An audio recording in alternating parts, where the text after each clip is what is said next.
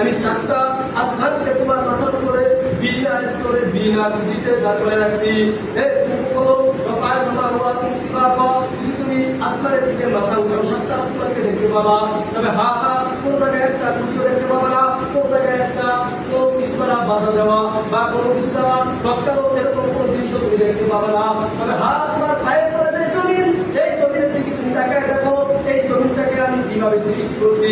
আল্লাহ তাআলা শুনেন আমার ভিতরে বলতে, আমি এই জমিনটাকে যেন না হেরে এজন্য জমিনের বড় বড় পাহাড় গুলোকে বেড়ার স্বরূপ মেরে দিয়েছি। ভূমিকম্প হবে, এই ভূমিকম্প থেকে বাঁচার জন্য আমি এত বড় বড় পাহাড়কে তোমার এই জমিনের ভিতরে, আমি আমার এই জমিনের ভিতরে বেড়ার স্বরূপ গেড়ে দিয়েছি, যাতে করে তোমাদেরকে নিয়ে ফেলে ফেলে না যায়। لا يستكبرون ولا يستأخرون ولا يستقدمون। তবে হার যেদিন সময় এসে পড়বে, إذا السماء انفطرت وإذا الكواكب انتثرت وإذا البحار فجرت وإذا الشمس كورت وإذا النجوم انكدرت وإذا الجبال سيرت وإذا العشار عطلت إذا السماء انشقت وأذنت لربها وحقت وإذا الأرض مدت وألقت ما فيها وتخلت।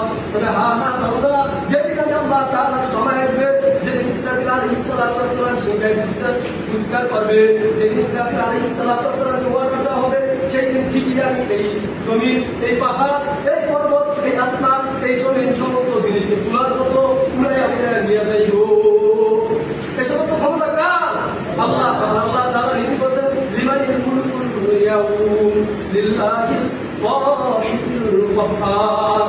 আমি দুনিয়াতে পাকড়াও করতেছি না, দেখা তুমি যা ইচ্ছা তাই করতেছো, তুমি মনসাই ঘুমায় রইছো, আযান হইতেছে আল্লাহ তাআলা ডাকে সাড়া দাও নাই, আর আমি তোমাকে পাকড়াও করি নাই, তুমি যে নামাজ পড়ো নাই, হে বান্দা তোমার খানাও বন্ধ করে দেই নাই, বাতাসও বন্ধ করে দেই নাই, বৃষ্টিও বন্ধ করে দেই নাই, রিজিকও বন্ধ করে দেই নাই, কোনো দিক দিয়ে কোনো যে ব্যক্তি মুমিন তার সাথে তোমার কম খাওয়াও রাখি নাই। তবে হা হা যেটা আমি পাকড়াও করবো ওই দিন বলবা ইন্না আযাবি লাশাদীদ, আমি আল্লাহ তাআলার আযাব কত বড় কঠিন।